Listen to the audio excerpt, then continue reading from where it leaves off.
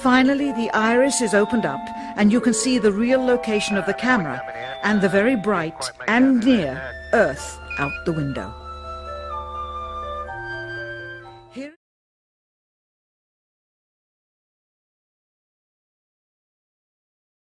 or unedited footage of the crew of Apollo 11, Michael Collins, Edwin Aldrin Jr. and Neil Armstrong, staging part of their mission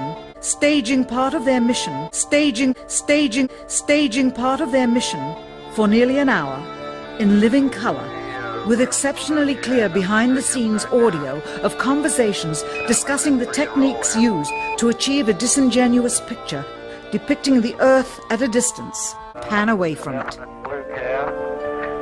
See white bands of major cloud formations across the Earth.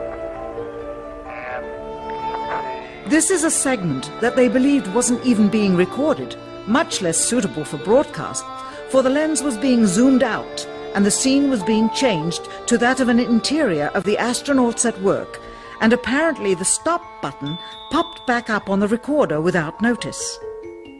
Here is the diffused work light that they used to see camera controls, but not throw light onto the spacecraft's wall.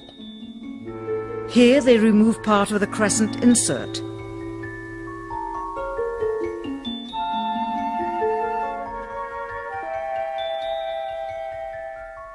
Finally, the iris is opened up and you can see the real location of the camera and the very bright and near Earth out the window. Here is the slate for the 19th of... And then I start taking these pictures out of my window. These are out of focus on my way home from San Diego. And this first picture I took, it didn't focus right. And I thought, well, wait a minute. This is the inside curve of the window in my 37,000 foot Spirit airline flight. I thought, huh. So I clicked the little thing on my iPhone to make the background in focus, and the foreground also went out of focus. And I thought, wait a second. If I just said, hey, look at this latest picture of Mars NASA just took, who wouldn't believe that? Almost everybody would say, oh, wow, look at that. Look at those. It looks like some kind of, they found water on Mars. Then you grab a picture of the International Space Station, throw it over it, you know, tint it a little red. There you go. So, I mean, if Apollo 11, the one that supposedly landed on the moon, is having to fake using the window of their capsule, fake the pictures that they did of the Earth, how can I believe any of the Apollo programs? Well, the simple answer is I can't. TV looks great. Over.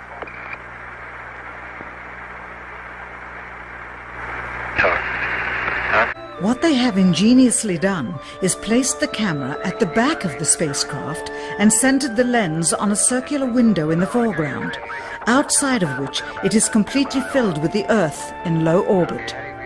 The circumference of the window then appears to be the diameter of the Earth at a distance, with the darkened walls of the spacecraft appearing to be the blackness of space around it.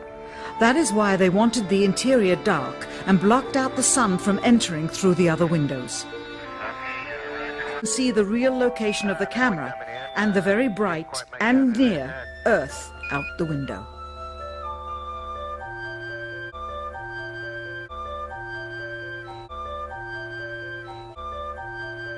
Again, the illusion they are attempting to create is the Earth at a distance to demonstrate their far journey from it and their ability to survive passing through the Van Allen radiation belts. Understand, too, that only about 20 seconds of this raw footage was ever broadcast to the public, and these insert.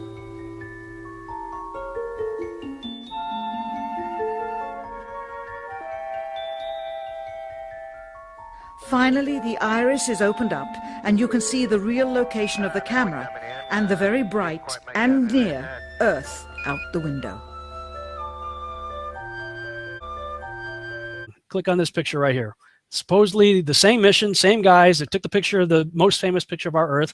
I'm going to do save image as, and let's see, Apollo Moon. Let's call it Apollo Moon 17. And I'm going to open that in Photoshop. I'm going to zoom in on the Earth in Photoshop. Can you see the Earth? Yep. Okay, I'm going to go to image, adjust, levels, and I'm going to bring the levels over here. And I'm going to bring the levels up. Uh-oh. What is that? Oh, wow. Yeah, wow. Why is there a square box around the Earth allegedly taken from the scientists on the moon in Apollo 17? And people wonder why I don't trust NASA. That's why I don't trust NASA. I mean, they're always out there saying, you know, Rob, everybody's trying to show you stuff from space, and you keep rejecting it. This is why I reject it. These guys are liars. You know. Yeah, that's the same technique too that people will use to debunk UFO, pictures and stuff. So it's a legitimate, way to debunk things. That's really interesting. It is, man. I mean, anybody who has Photoshop can just go to the NASA website, download the photo, do exactly what I did, see for yourself. So that calls in question the most famous picture, because it's the same people. Here are other blue marbles, okay, allegedly done by NASA. And if you don't believe me, here's the space.com website where I got the picture. Here's the nasa.gov website where I got this picture. Okay, they can't even get the scale right. Look how big the United States is in this one versus this one. Color's all off. I mean, so far all of these are crap. Here's that picture, that same video, okay, from Jet Propulsion Laboratory. Now, this is allegedly from the space probe Galileo at 6:10 a.m. Pacific Standard Time on December 11th, 1990. Okay, first of all, you got a tiny probe 1.3 million miles away from the Earth, supposedly, that is keeping a perfectly steady shot of a spinning ball that's supposedly also moving at 67,000 miles around the sun in orbit. And yet it maintains a perfect synchronous shot of the Earth. But this is what really got me. Not a single cloud is changing in any way. This is 25-hour time-lapse video. Supposedly 25 hours of the Earth rotating. Not a single cloud is changing, morphing, moving, dissipating, arriving. Nothing. Wow. That's what I said. This is a load of crap.